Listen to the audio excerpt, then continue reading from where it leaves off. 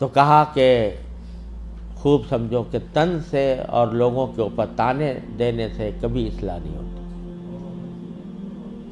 پیغمبرانہ اسلوب یہ ہے کہ اگر پیغمبروں کو گالی بھی دی جاتی ہے تو وہ گالی کا جواب گالی سے نہیں دیتے۔ پیغمبر حضرت ہود علیہ السلام کو کہا جا رہا ہے کہ انا لنراک فی صفاحۃ و انا لنظنک من الکاذبین، ہم آپ کو دیکھ رہے ہیں بیوقوف آدمی ہیں، پیغمبر کو کہا جا رہا ہے، اور ہم جانتے ہیں اب جھوٹے آدمی ہو۔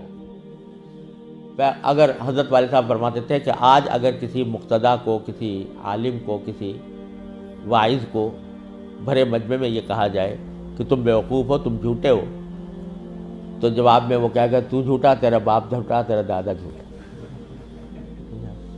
لیکن پیغمبر کیا جواب دیتا ہے کہ یا قوم لیس بی صفاحۃ ولکنی رسول من رب العالمین، میری قوم میں بیوقوف نہیں ہوں، مجھے پر رب العالمین نے تمہارے پاس بھیجا ہے، تمہاری پیغام دے کر بھیجا ہے، میں تمہارے پاس پیغام لے کر آیا ہوں۔ تو گالی کا جواب پیغمبر بھی پیغمبر گالی سے نہیں دیتا، گالی کا جواب بھی گالی سے نہیں دیتا۔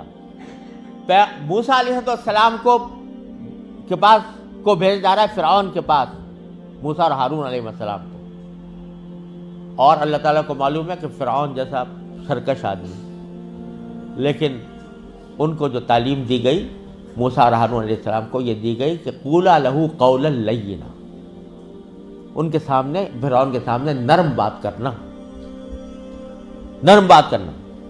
لعلہ یتذکر او یخشی، اور شاید نصیحت قبول کر لے، شاید خدا کا خوف دل میں پیدا ہو جائے۔ حالانکہ اللہ تعالیٰ جانتے تھے علم ازلی میں کہ یہ نصیحت قبول کرنے والا نہیں ہے اور ایمان لانے والا نہیں ہے، لیکن پیغمبر سے کہا جا رہا ہے کہ تمہارے دل میں یہ امید ہونی چاہیے کہ شاید نصیحت قبول کر لے، شاید اس کے دل میں خدا کا خوف آ جائے، لہذا نرم بات کرنا۔